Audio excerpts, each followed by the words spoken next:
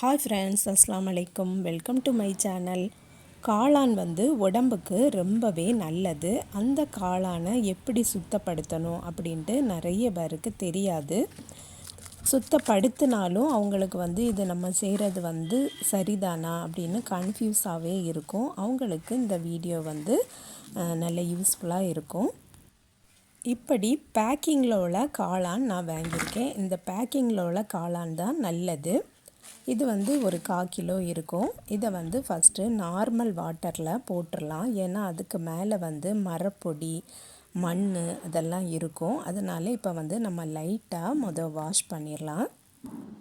அதுக்கு மேலே கொடை மாதிரி இருக்கிறது நல்ல டைட்டாட்டு இருந்துன்னா உள்ளுக்குள்ளேயும் தூசிலாம் போகாது. சிலது கொஞ்சம் லூஸ் ஆட்டி இருக்கும். அதாவது கொஞ்சம் 5-6 நாள் ஆயிட்டுனா அந்த மாதிரி இருக்கும். அதுக்கு உள்ளுக்குமே மண்ணெல்லாம் போயிடும். அப்படி இருந்துன்னா நம்ம கட் பண்ணியும் வாஷ் பண்ணணும். நம்ம எப்படி தான் காளான் வாங்கினாலும் அதுக்கு மேலே லைட்டாக ஒரு கருப்பு இருக்கத்தான் செய்யும். பியூர் ஒயிட்டாக இப்போல்லாம் எல்லா கடைகள்லேயும் கிடைக்கிறது இல்லை.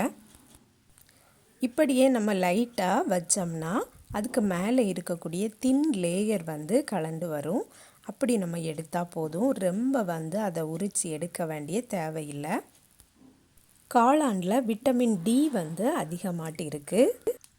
உடலுக்கு தேவையான கால்சியமும் பாஸ்பரஸும் இதில் இருக்குது. அதனால் இதை நம்ம சாப்பிட்டு வரலாம்.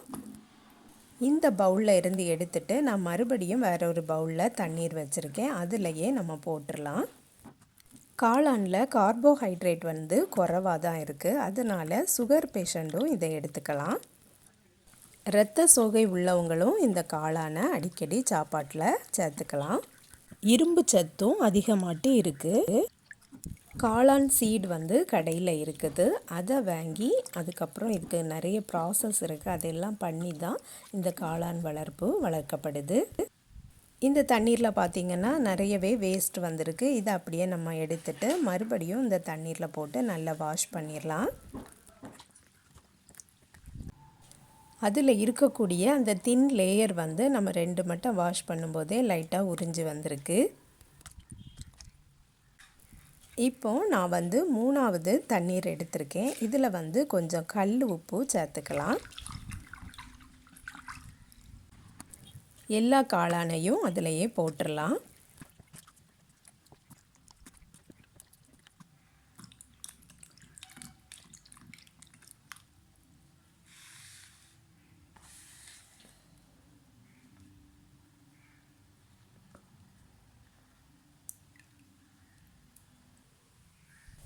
இந்த உப்பு தண்ணீருக்கூடையே பாதி லெமனையும் பிழிஞ்சு ஊற்றிடலாம். இதை அப்படியே ஒரு 10 மினிட்ஸ் போல் வச்சிடலாம்.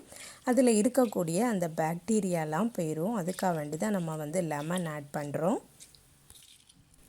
லெமன் சேர்த்துருக்கிறதுனால இதில் புளிப்பு ஒருவேளை நிறைய வந்துடுமோ அப்படின்னு நினைக்க வேண்டாம். அந்த மாதிரிலாம் புளிப்பு வராது. ப்ரெக்னென்சி லேடிஸ் கூட இந்த காளானை சாப்பிட்டு வரலாம்.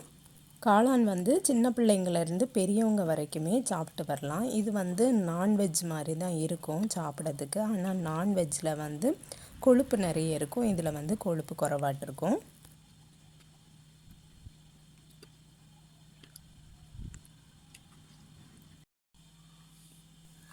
நல்லா வாஷ் பண்ணியாச்சு. இனி கட் பண்ணி எடுத்துக்கலாம்.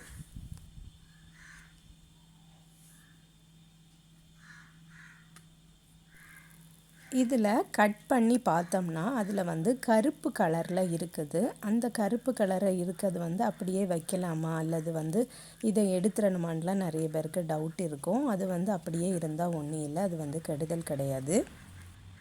அவ்வளோதான் ஃப்ரெண்ட்ஸ், இந்த வீடியோவில் காளான் பற்றி பார்த்தாச்சு. இதை மற்றவங்களுக்கும் ஷேர் பண்ணி விட்ருங்க. நெக்ஸ்ட் வீடியோவில் சந்திக்கிறேன். அஸ்ஸலாமு அலைக்கும்.